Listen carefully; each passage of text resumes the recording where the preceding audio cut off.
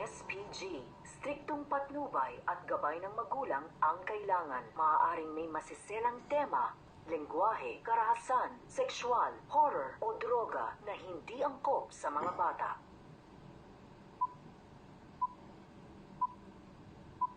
Isang paalala, ang video na ito ay ayon lamang sa aking sariling pananaliksik. Hindi ko nais na pilitin ang sino man na maniwala sa videong inyong matutunghayan. Kung hindi kayo kumbinsido sa mga impormasyon at taliwas ang inyong paniniwala sa kaalamang aking ilalahad, maaari kayong gumawa ng sarili ninyong pagsisiyasat para sa inyong kakontentuhan. Ang videong ito ay gabay lamang sa mas malalim na kaalaman at pag-intindi at hindi gawa ng isang profesional. Naniniwala ako na malaya tayong magbigay ng opinyon at suhestyon bilang malayang mamamayan ng Pilipinas. Maraming salamat po. Magandang umaga, magandang tanghali, magandang hapon, saan ka mang parte ng mundo. Ako po si Bong Lustre na bumabati sa inyo ng Merry Christmas and Happy New Year.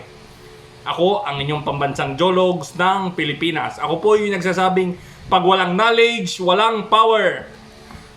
Gusto ko lang po sanang batiin ng happy birthday si Aiko Melendez.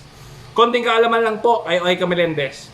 Si Aiko Melendez po ay pinanganak noong December 16, 1975. Kaya 48 years old na po siya sa Quezon City. Ang tunay niya pong pangalan ay Mary Aiko Simohi Melendez. Ang mga naging asawa niya po ay si Jo Marie Eliana noong 2000 hanggang 2004. At si Martin G. Kane noong 2006 to 2010.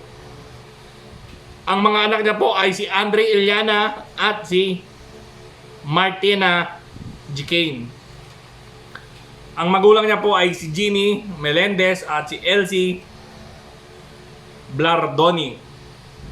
Ang kapatid niya po ay si Jam Melendez, Michiko Castañeda at si Erica Castañeda.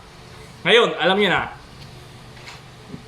Miss Aiko Melendez, ako po si Bong Lustre na bumabati sa inyo ng happy birthday. Kahit simpleng tao lang po ako, sana po mapansin nyo itong pagbati ko sa inyo ng happy birthday. God bless and more birthday to come. Thank you.